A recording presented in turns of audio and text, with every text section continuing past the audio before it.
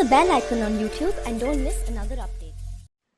Zelensky கிட்ட கொஞ்ச நெஞ்ச இருந்த ரிசோர்ஸையும் பயன்படுத்தி அடிக்வாவை மீட்கலாம் அப்படின்னு சொல்லி ஒரு கேவலமான ஒரு திட்டம். காரணம் என்ன அப்படின்னா, இதே மாதிரிதான் மரியப்போல் ஆகட்டும், பக்முத் ஆகட்டும், எல்லா பகுதிகள்லையும் கடைசியா இறுதி கட்ட ரிசோர்ஸை பூரா திரட்டி கொண்டு போய் அங்கேயே போடுறது. இதுல பக்முத்லாம் ஏறக்குறைய 60 நாட்களுக்கு மேல இறுதி கட்ட எல்லாத்தையும் கொண்டு போய் போட்டாங்க. கொடுத்த அமெரிக்காவே அதுல போடாதரா, அந்த பகுதியை விட்டுட்டு மற்ற பகுதியில ஃபோக்கஸ் பண்றா அப்படின்னு சொல்லி மிரட்டியும் ஜெலன்ஸ்கி கேட்கல. கடைசியில இதுக்கு மேல ஒன்றும் முடியாது சாமின்னு இராணுவம் கையை தூக்குனதுக்கு அப்புறம் தான் ஜெலன்ஸ்கி கேட்டார். அதே தப்பு தான் இப்ப அடிக்வாலையும் பண்றாரு. ஆனா ரஷ்யா முழிச்சுக்கிச்சு. இருக்கக்கூடிய ரிசோர்ஸை இந்த தடவை காலி பண்ணிட்டோம் அப்படின்னா அமெரிக்காவோ ஐரோப்பாவோ இப்ப பெரிய அளவுல பம்ப் பண்றது இல்லை. அதனால இதை ஒரு பெரிய மைலேஜாவே நம்ம அடுத்தடுத்து எடுத்துட்டு போயிடலாம் அப்படின்னு சொல்லி காத்துக்கிட்டு இருந்தார்களாட்டுக்கு. ஜெலன்ஸ்கி இந்த மடத்தனத்தை பண்ணுவாருன்னு நல்லாவே ரஷ்யாவுக்கு தெரிஞ்சு போச்சாட்டுக்கு. பெரிய அளவுல ஏற்பாடுகள். ஏன் அப்படின்னா 24 மணி நேரத்துல அடிக்வாவோட சில பகுதிகளை மீட்கறதுக்காக பெரிய அளவுல உக்ரைன் ராணுவம் உள்ளுக்குள்ள வந்திருக்கு. அப்படி வந்த ராணுவத்துக்கு பேரதிர்ச்சி. காரணம் என்ன அப்படின்னா, சுமார் 463 மிசைல் தாக்குதலை 24 மணி நேரத்துக்குள்ள அந்த பகுதியை மட்டுமே குறி வச்சு ரஷ்யா துளைத்து எரிஞ்சிருச்சு.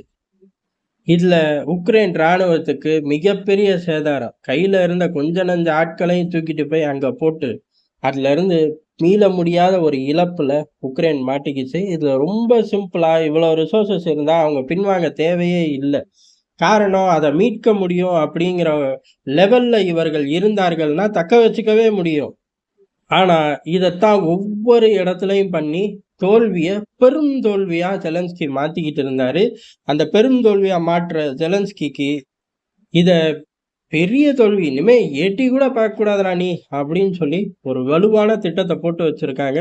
463 தடவைகள் தாக்கி துளைத்து எரிஞ்சிட்டாங்க. இதுல இருந்து மீள முடியுமா அப்படின்னு கேட்டா, இதுல இருந்து மீளணும் அப்படின்னா அமெரிக்கா பெரிய அளவுல பம்ப் பண்ணணும். அமெரிக்காவை பொறுத்தவரை பல்வேறு விஷயங்கள்ல பிஸி. அதோட உக்ரைனோட டார்கெட்லாம் முடிஞ்சாட்டுக்கு பெருசா அழட்டிக்கிறதும் இல்லை, கண்டுக்கிறதும் இல்லை. கடைசியா இறுதி கட்டமா ஒரே ஒரு ஜீவனை வச்சு அப்படி பம்மாத்து காட்டிக்கிட்டு இருந்தாங்க. லோய்டாஸ்டனை மட்டும் பேச விடுறது, அனுப்ப விடுறதுன்னு.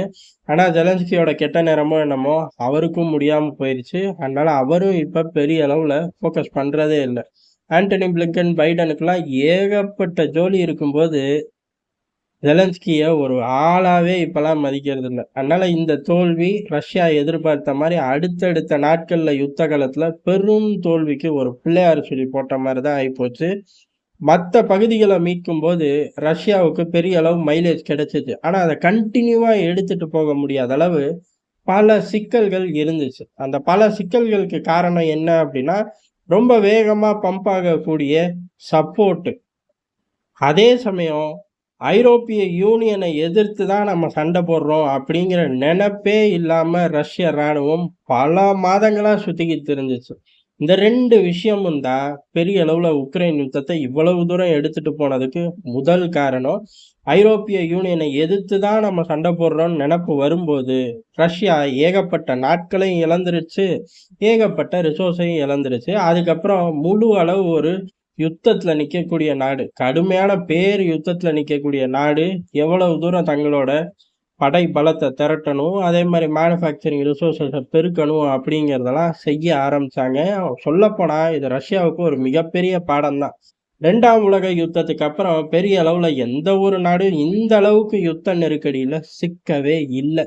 இப்ப ரஷ்யா சிக்கிருச்சு. இது அடுத்த 100 ஆண்டுகளுக்கு அவர்களுக்கு நல்லா இந்த ஒரு சிஸ்டம் யூனிஃபார்மா போட்டு சுத்துறதுக்கான தயார் நிலைக்கு வந்துட்டார்கள்.